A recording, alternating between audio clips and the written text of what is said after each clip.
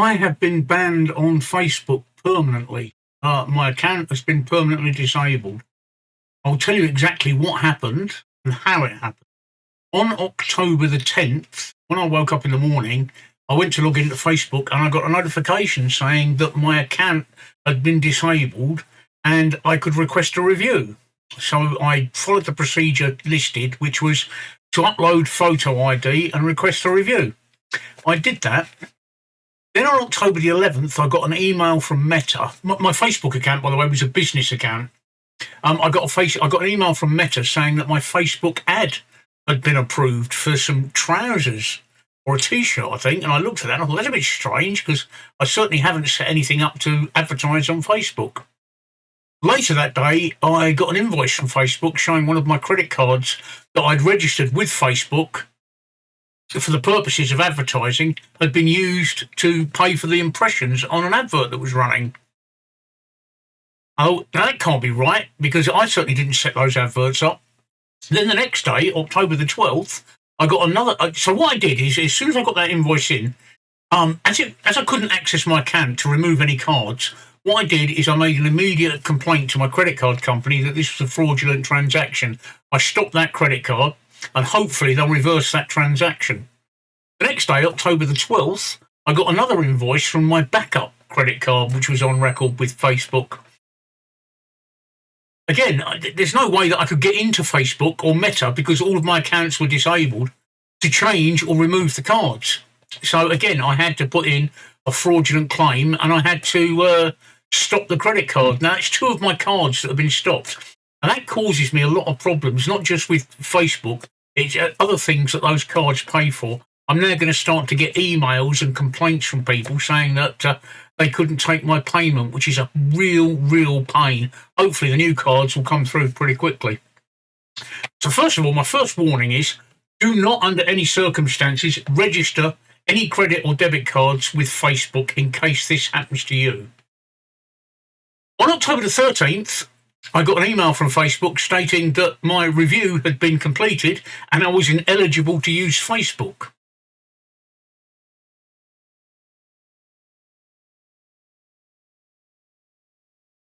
And that was it. I was permanently disabled with no route of appeal at all. Facebook have shut me down from appealing every avenue, including my Instagram account.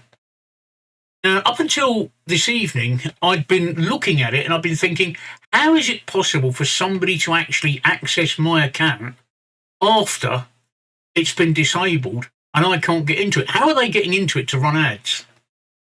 Then I remembered that's not how it works.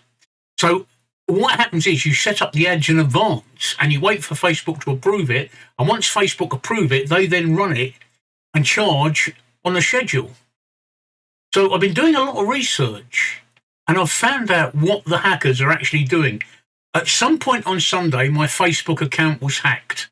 Now, I've got to be honest and say, I really don't understand how this account became hacked. That is a complete mystery to me because I had two-factor authentication set on my Facebook account. So if somebody logged into my Facebook account, why did I not get a two-factor authentication warning? I don't understand how they bypassed the 2FA. My password was 10 digits long, upper and lowercase letters, numbers, and I believe special characters. I don't know because I used RoboForm to generate the password. Very complicated password, so you can't guess it. And I don't click on links in emails. And the only thing I can do is I've been searching through forums, Reddit, on the internet, and a couple of times I've come across people saying it's when you've used your Facebook login to access another site.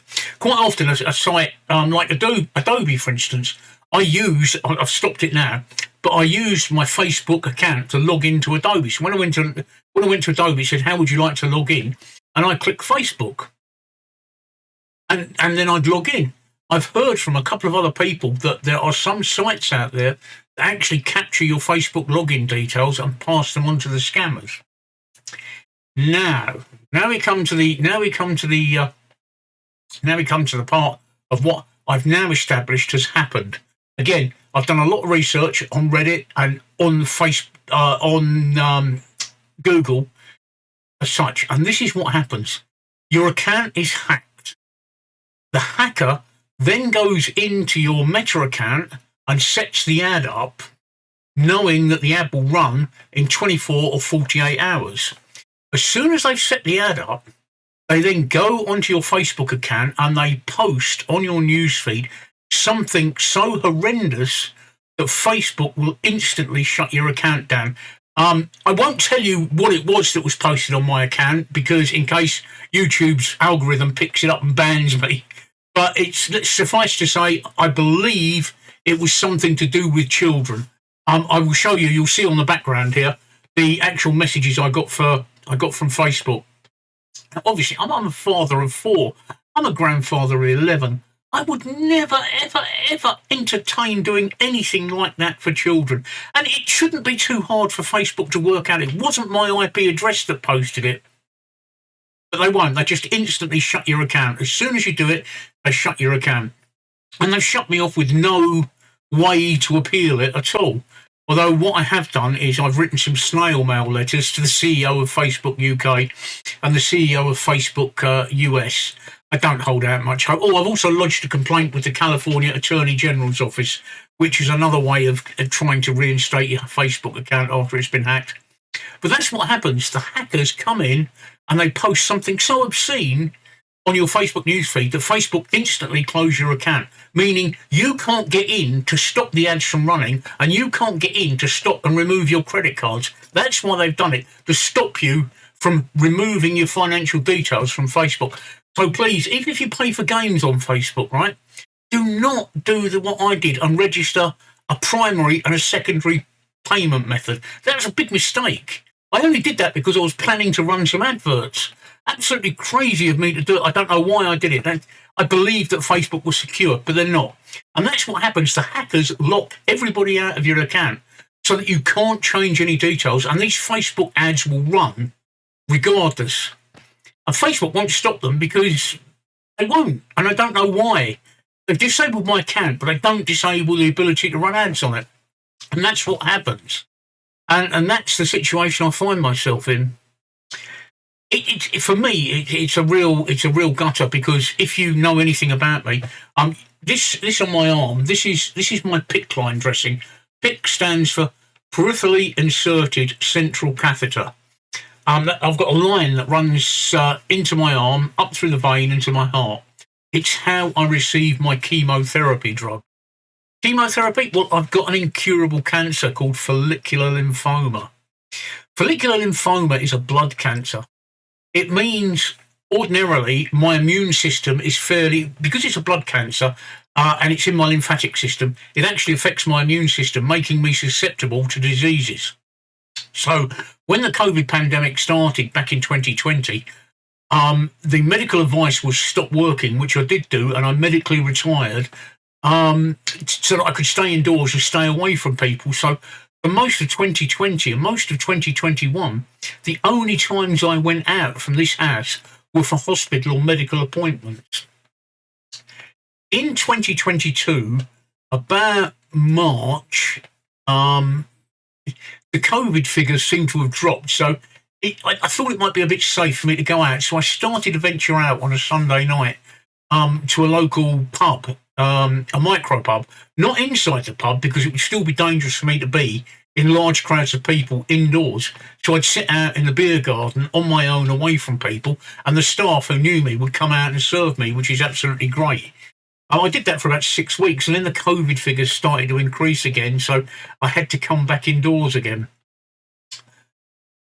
Also, while this was happening, my cancer got a lot worse, and it was decided back in August that they would put me on chemotherapy, and the chemotherapy started in September. It's a very, very aggressive chemotherapy called R-CHOP, which really does a lot of bad things to your body, including taking all your hair.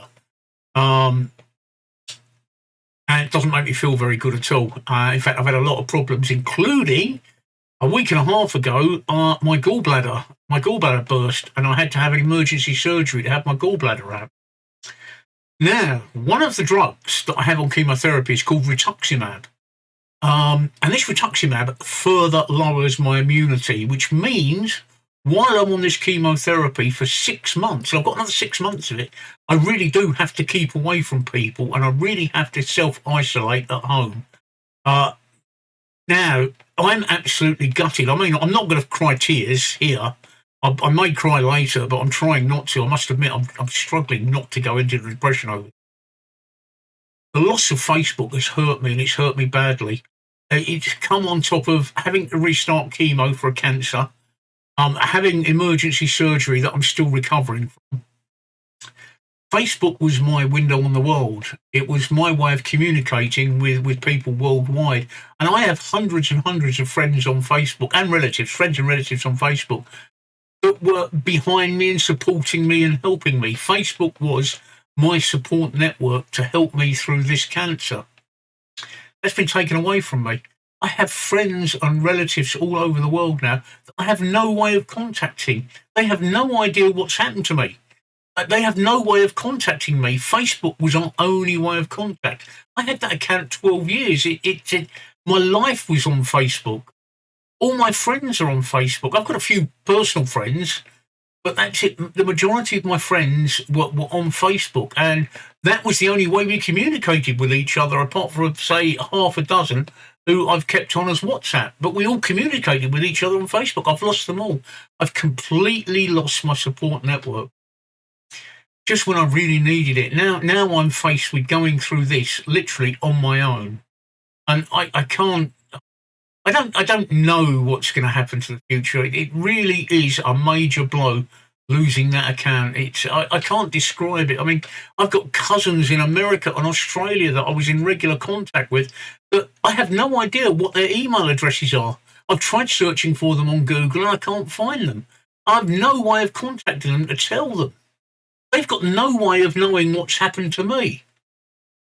What I have done is I've fired up some bulletin board software on the URL stevewoodmore.com. That's a bulletin board in the hope that somebody, I've sent it off to Google for indexing, in the vain hope that some of these people might actually search for me and somehow it turns up that URL so they know where to find me.